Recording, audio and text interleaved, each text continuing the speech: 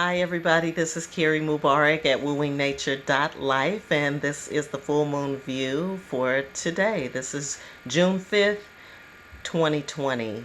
This is a good moon. This is a fire moon. It is in Sagittarius, 15th degree. Last we heard, it is an eclipse. There's been a lot of energy, a lot of talk around it. I've had a few phone calls around what's going on with the moon, what's happening. We are continuing to progress. We're continuing to push forward into the other side of this spectrum that we have been in, and everything that I have been getting in terms of what the moon is relaying to us from an astrological standpoint is there to continue to push us forward. So the 15th degree of Sagittarius, which is the energy, if you will, that the moon is sitting in right now, is the emblem or the symbol is the seagull waiting for a ship. So literally the ship is coming in, and what the seagull does, and if you've been around these water birds at all, you know what seagulls do. Seagulls are going to hover around and wait until the ship comes in, because they already know that it's a key to their own survival. The ship comes in and it's going to leave all kinds of Cheetos and leftover McDonald's fries and, pieces of crawfish and all kinds of other things that are that you drop or that you leave. And so that is a part of your instinct and a part of the instinct and survival of the seagull. So if we embody that energy, then what we're doing is, instead of busying ourselves and trying to do something, we're literally just hovering and waiting. We are sitting by the seashore, observing and paying attention. So if there is anything related to what you're doing that needs that kind of attention, then you'll want to embody the energy of this moon. Also, you will want to embody the energy of the seagull, or operate with the seagull, meditate on the seagull, watch the seagull's behavior, and then apply that to what you are experiencing in your life that needs that seagull energy, if that makes sense to you.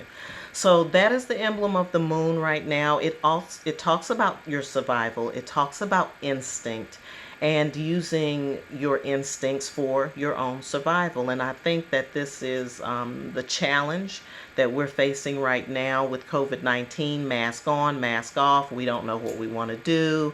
How do you feel about it? Am I just masking to not, to get along? Lots of thoughts and lots of perceptions that we are now faced with, just with that going on right there. And so the idea of understanding your place, your position, is also very important too. All right, so what does it mean to have a fire moon? A fire moon, of course, the fire is energy. It is also related to the spirit. Okay, so when the moon is in a fire sign, we kind of think about what needs energy, what needs a boost, what needs extra attention, what needs motivation, or how you can be motivated at this time. The other thing is about spirit and spirituality. So if there are spiritual goals that you have for yourself, if there are things that you would like to apply to your spiritual wellness, your spiritual bringing, your upbuilding, or your spiritual edification, then it would also be good to do that during this time as well. Full moons typically are the times that we are illuminating what we do, or that we are maybe assessing. Sometimes we also want to take this time to look at what we have accomplished, what have we done, what has been finished, and then looking forward to how we need to adjust our goals, or what goals need to be reset. Or if you haven't set goals before a day in your life, you can do that at this time too. But it's just taking in the concept and taking in all of the aspects of the moon. The other thing that's happening today is that there is an eclipse. So there is some new moon sun energy that is a little different than the normal moon sun energy that happens during a full moon. So there's more emphasis on the moon again. There is more emphasis on her energy in relationship to the sun. So it's like almost like having a little bit more of the feminine ideals, or having our mind more focused on that which is the receptive side of ourselves. Instead of us kind of being like this, we may be feeling a little bit more like, oh, I think I want to be in on this full moon.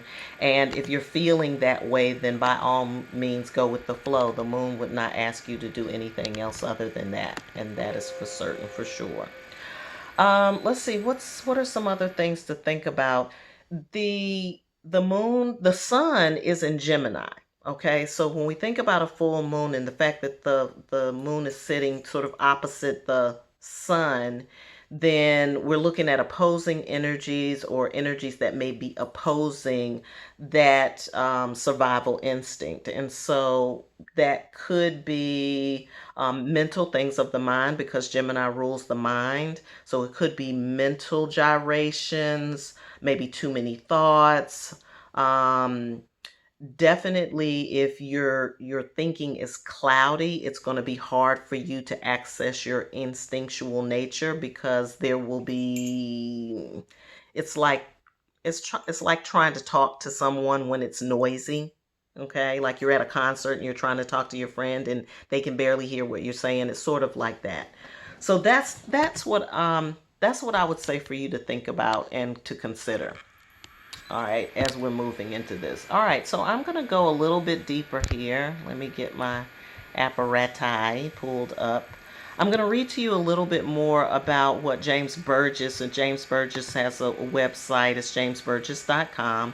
And he has a list of the Sabian symbols for each degree and each sign. And all I do, which is what you can do too, is go to the degree status of the sign and pull it up. It's in the 15th degree. Now they ask in the Sabian system, they ask that when you get to a certain degree, you bump up a degree. So we'll actually be looking at the one for 16, the 16th degree of Sagittarius. And again, it talks about survival and trusting your survival instincts. So I'm going to read you just some of the things that jumped out for me as I was reading it. You can read it on your own. I'm not going to insult your intelligence in that way, but it talks about the wildness within us. And certainly the full moon brings up that for all of us, the wildness that's in us that maintains our relationship with our freedom and spontaneity and nature. So I thought that was really significant there. And then also, there's another one here that I wanted to share. I don't want to push myself too far out the frame here, but I do want to be able to read it exactly to you. It says there are opportunities all around us, and we are required by our uncertainty of survival to develop the gift of receiving them.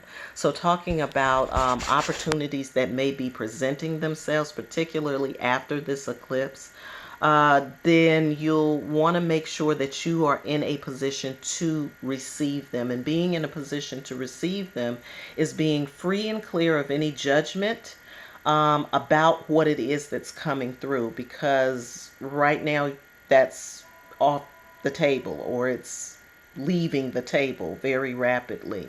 You're going to have to be open-minded, free of any kind of aspect of yourself that's holding you back in any way, because it will present itself, but you won't be able to adequately receive it. And they said that this part is twofold. One, see it and then take it. So it's an assertive method. Moving on down the line, it talks about conventions and traditions and morality and religious practices, and those are the things that tend to constrain us. But it says that spirit is neither modest nor fearful when it comes in when it comes to your own survival. And if you think about it, you can say that that's nothing but true, because if you're in a survival mode, which a lot of us are, whether you want to believe it or not, when we think about whether or not if we can go outside of our house and continue to live. If I walk outside of my house, will I contract something that will cause me to die? That is survival. You are in survival mode.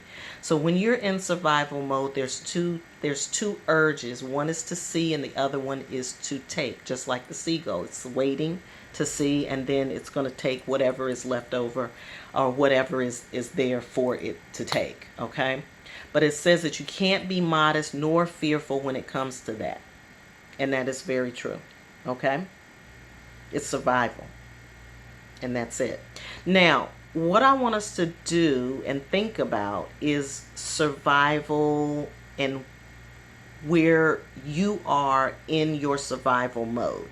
There is actual survival, like I need enough food. I do not have enough food to feed my family. That's one level of survival.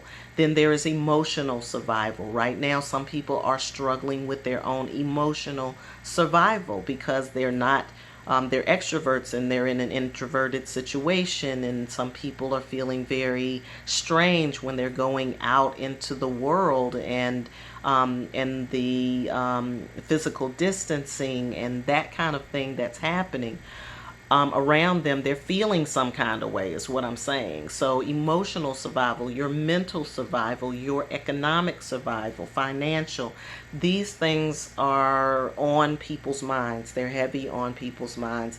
And so if you are dealing with something like that, if you are trying to manage something of that nature, just remember that this is not a time for you to be modest nor fearful. It's time to assert. And that's basically what the seagull is doing, is asserting in a very non-assertive kind of way. In a very non-assertive kind of way. So take that information with you as you are walking through the next couple of days. I want you to remember that the full moon energy usually begins to come in maybe a day or two before the actual moon. Of course, the eclipse has a specific time. So if you're connecting, or if you have connected in that way, then you'll know how that's going to move you. But typically on a full moon, you have a couple of days to kind of work with the energy. So take today, take tomorrow. Some of you may be still feeling it for the next week or two, especially because it is an eclipse, and eclipse energies tend to crank up things or extend things for a little. Energy wise, it tends to extend the energy a bit longer. But if you are connecting to your astrological signs, just pay attention to what the moon is doing over the next few days, or even the next few weeks, and just let that be a guide for you. Okay? So I hope this has been good information for you. I do full moon readings starting the week before the full moon. I just do them for a week. So if you're interested in getting a full moon reading or a new moon reading around those times, you can reach out to me at Kerri, Kerri, at wooingnature.life. And as always, I hope you have a great day. I hope you have a wonderful life, and continue to check out Facebook and Twitter, because I will be sending out some tweets about some other things and other admonitions, other thoughts, or whatever to go with the full moon. So for those of you who are celebrating, you can connect in that way. Love you. Have a great day. Have a fabulous life.